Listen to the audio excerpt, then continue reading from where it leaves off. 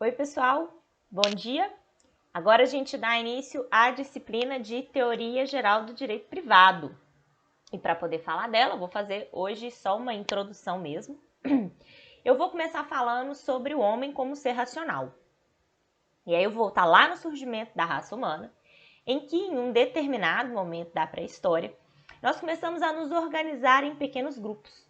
Isso porque o homem, e quando eu digo homem eu falo do ser humano, em sua origem biológica ele é um ser social, capaz de reconhecer que há mais chances de sobrevivência quando em bando, porque existe cooperação entre os seus membros. E foi assim que surgiram os clãs, que deram origem às famílias.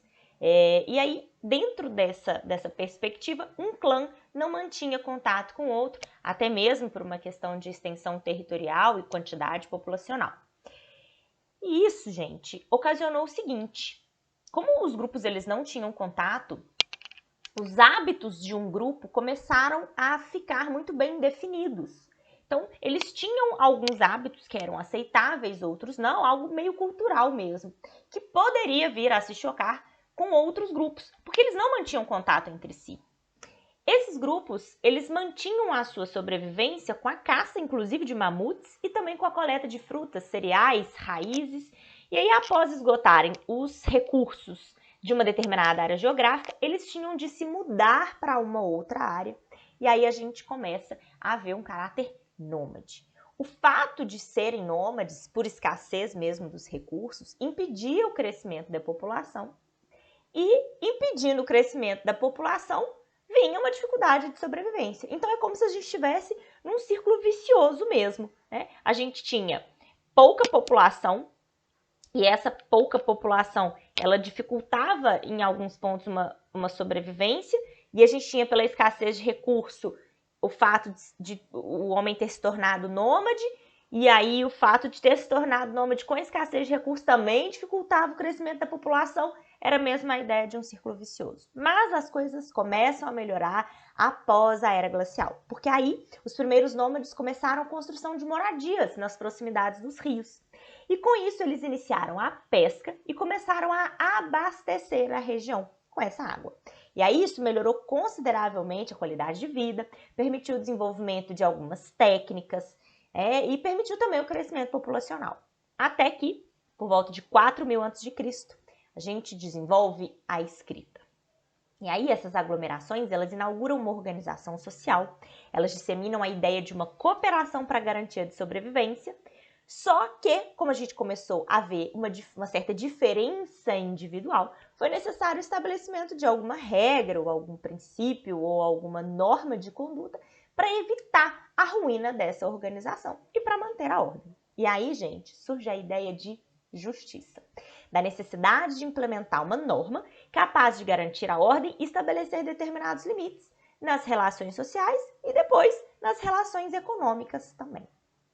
E aí eu pergunto para vocês, o que é direito? Direito é uma expressão que deriva do latim directus, que significa aquilo que é reto. E aí a gente pode afirmar então que o direito é justo? Direito é justiça? Direito é fazer a coisa certa? Para responder essa pergunta, eu vou falar para vocês sobre o dilema do trem. Imagine que um trem está seguindo em uma determinada linha e ele vai atingir 5 trabalhadores que estão ali desprevenidos.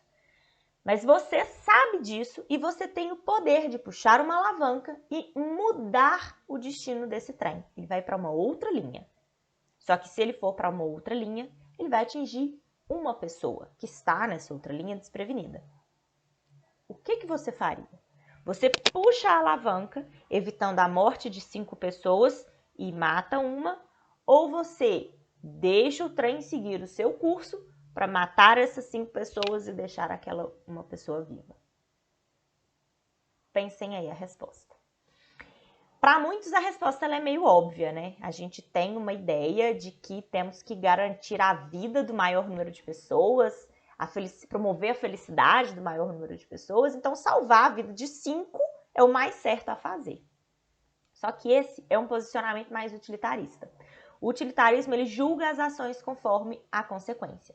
E há quem pense que você vai ser responsável por uma vida, assim como você vai ser responsável pelas outras 5. Então, a gente é responsável pelas consequências dos nossos atos. Não tem resposta certa, tá, gente? Essa é só para a gente começar a pensar no que é mesmo o direito e no que é justo. Então, seja como for, direito e justiça são expressões distintas, tá? Elas às vezes acabam sendo confundidas porque são expressões que se entrelaçam, mas a gente precisa de falar da diferença entre elas. A ideia de justiça está ligada aos valores inerentes ao ser humano. Por exemplo, Santo Tomás de Aquino fala que justiça é uma virtude que se define como um hábito para a gente fazer as coisas justas. Então, justiça é hábito para agir conforme razão. Agora, o direito não. O direito, ele é uma criação, ele é mais objetivo, ele é uma criação humana com fim de pacificação social, organização e busca pela justiça.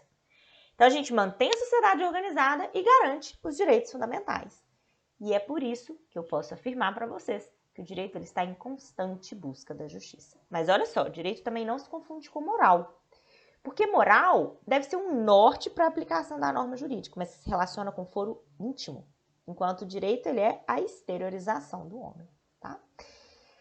Pessoal, eu vou deixar só essas contribuições aqui mesmo para a aula de hoje.